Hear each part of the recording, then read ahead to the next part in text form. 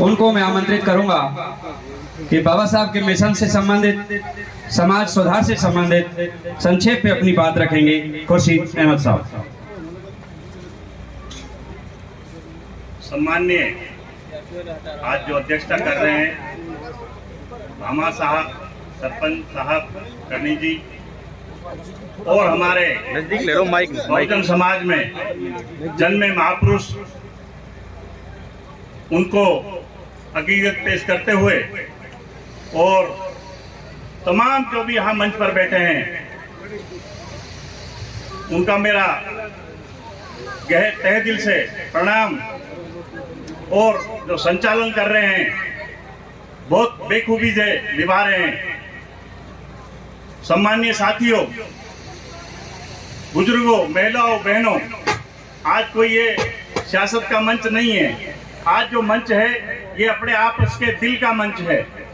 यहाँ पर जो बाबा डॉक्टर अम्बेडकर साहब की मूर्ति का जो निर्माण होगा, वो जिस तरीके से शानदार इलाके में आज जो ये काम किया है, इस काम के लिए पूरे इलाके के जो भी मौजूद लोग हैं उनको मेरी तरफ से बहुत बहुत मुबारकबाद। दोस्तों, मैं आपको एक बात जरूर बताऊंगा, अगर डॉक्टर साहब नहीं होते तो हमारी हालत क्या होती।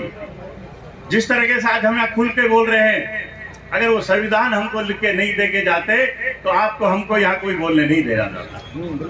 उन्होंने इतना बड़ा काम किया, उसके परिवार की कुर्बानियां, उनको तो बुलाया नहीं जा सकता। कभी विस्तार से मिलेंगे जब उसकी बात को कहेंगे। साथ ही एक बात जरूर कहूंगा, जो आपके यहाँ सरपंच साहब ने भामा साहब का जो काम किया है, एक बहुत बड़ी मिसाल पेश की है।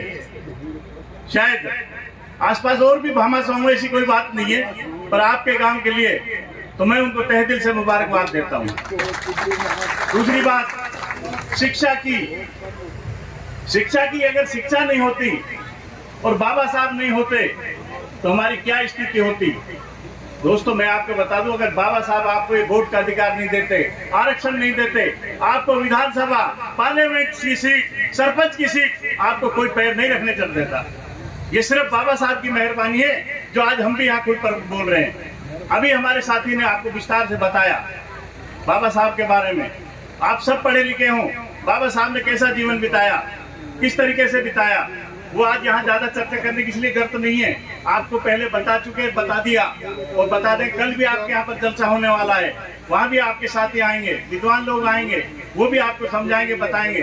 पर दोस्तों, एक चीज जरूर याद रखना, घर पे तहे दिल से आप सारे लोग अम्बेडकरवादी हो जाओ, उसके प्रति निवेदन लग जाओ। आज मैं इस आपके गांव में आया हूँ, मेरी एक दादी भी आपके गांव में आई हुई है, मैं आया हूँ, मेरा बेटा भी आया हुआ है। 3 पीढ़ियों की शपथ लेकर कह रहा हूँ, मैं आपके साथ अम्बेडकरवादी बन गया। बहुत बढ़िया, जोरदार ताली मेरे भाई के लिए, जोरदार ताली। अम्बेडकरवादी नाम से नहीं बनता, अम्बेडकरवादी बनता है विचार से। आपका यहाँ पर हमने देखा अम्बेडकरवादियों के लिए दोस्तों जुल्म भी बहुत से है और आने वाले दिन में भी सही अच्छा टाइम नहीं आ रहा। आपने जब देखा पार्लियामेंट का जिक्र किया अभी मेहरा जी ने, पार्लियामेंट का उद्घाटन होना चाहिए था, बाबा साहब की जो संविधान का दिया हुआ वो होना चाहिए था। ये नहीं, इन्होंने एक बहुत गलत शुरुआत कर दी है।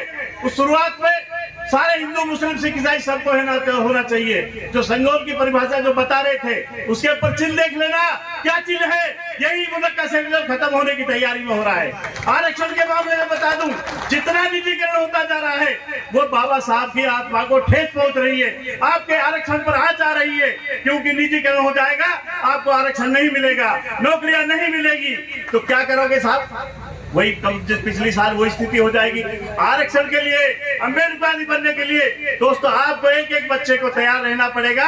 और हम आपके शपथ लेके जा रहे हैं, आपको तय करके जा रहे हैं। डॉक्टर अम्बेडकर साहब के मामले में कहीं भी पूरी दुनिया में, पूरे देश में कभी आंदोलन की जरूरत पड़े, सबसे अग्रणी आपके साथ रहूंगा। बहुत बढ़िया, बहुत बढ़िया। अभी आपके लिए बात की थी, इन्होंने एक मामूली सी इमदाद की बात की थी, मेरी जो फैसला ले लो तो ले लेना, कोई बड़ी इमदाद नहीं है। और आपसे एक घोषणा नहीं कर रहा, आपसे गुजारिश कर रहा हूँ, जो इतना बड़ा प्रोग्राम किया है, इतने बड़े दाता है जो भामा साहब, और आपने जो इतनी कुर्बानी देकर प्रोग्राम किया है, अगर कहीं जर्रा पर भी कोई कमी हो जाए, कोई बच जाए, कोई बात हो जाए, तो मैं आपके लिए तैयार हूँ। बहुत बढ़िया, जय भीम, जय भारत। बहुत जबरदस्त।